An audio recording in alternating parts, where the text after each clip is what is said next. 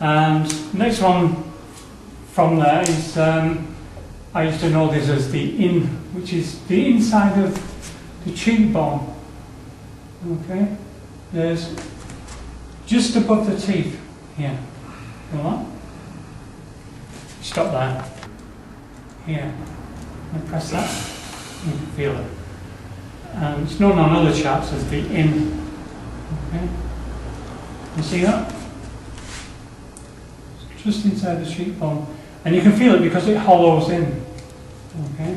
So this one's really good if he grabs hold of my neck or something like that, then I can go into to get him off. It's very, very sensitive.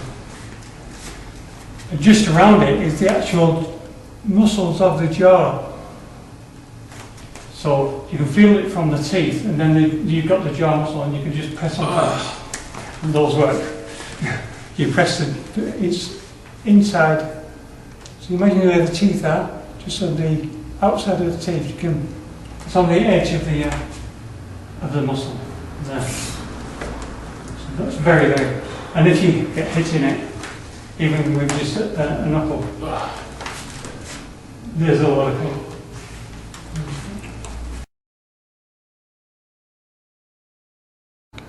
The ear, grab hold of it, and you can manipulate the guy by his ears. This part of the ear doesn't hurt that much, but it does if you start screwing it up. You can get all the parts of it, and you can drag him by it. And if you drag him by it, then it's pulling lots of internal parts of the ear, and it becomes more painful because of that. Okay, but the main pressure point of the ear is to slap them, so you then burst the ear out.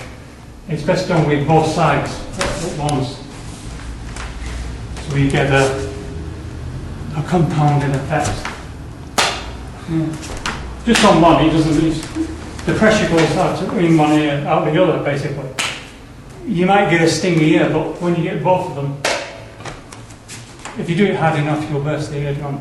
They'll have blood coming out of the ear, they'll fall unconscious. It's a very major point. Okay. Most of the time, you might be just grabbing hold of the ear to pull into a conscious. Then we've got our pen again. A pen in an eardrum is, you only have to imagine the pain that you would get with a pen in the eardrum. Okay. The next one is to grab hold of the mouth. It's a fish hook.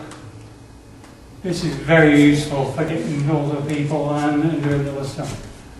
Okay, I won't do too much to Darren, who's the mate.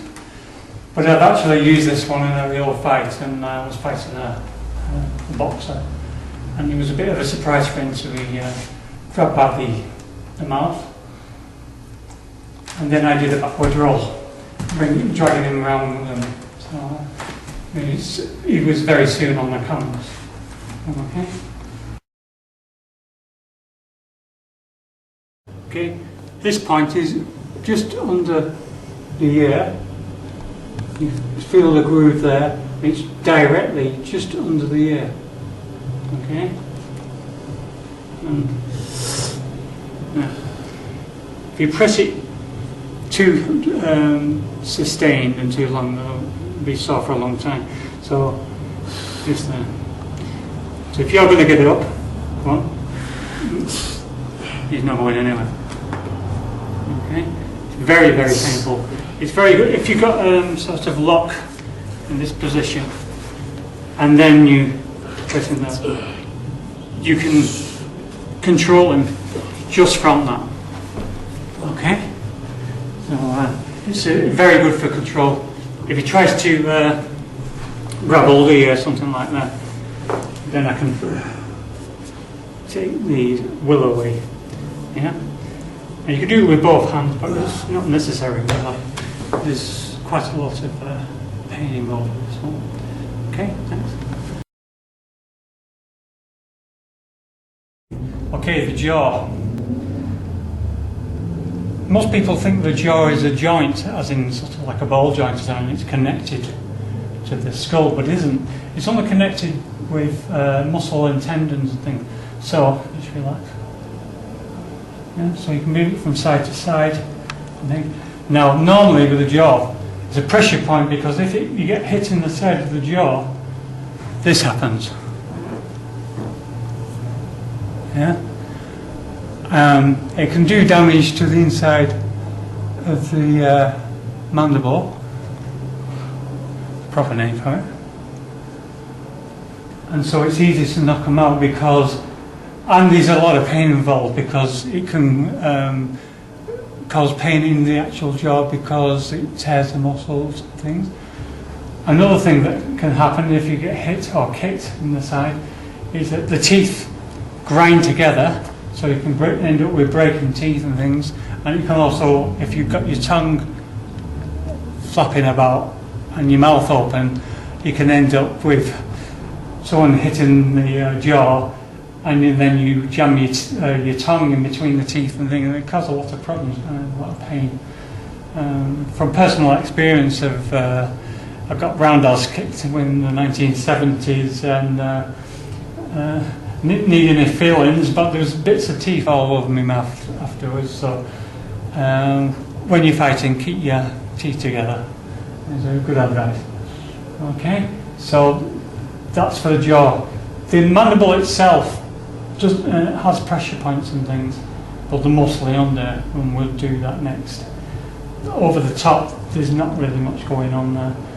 But if you hit the jaw at the right angle, you'll twist the head this way, and you'll twist the head, and then it will spin the brain in the skull, and that can cause a knockout, as most people know. Even hitting the jaw downwards can bring it down, again, rattling the brain in the skull to the side. And the position you want is this, where it turns this way. And this can be done by this sort of movement, which is where you'll see pressure points where they're going like this, and they're actually just doing that, and that will actually cause knockout.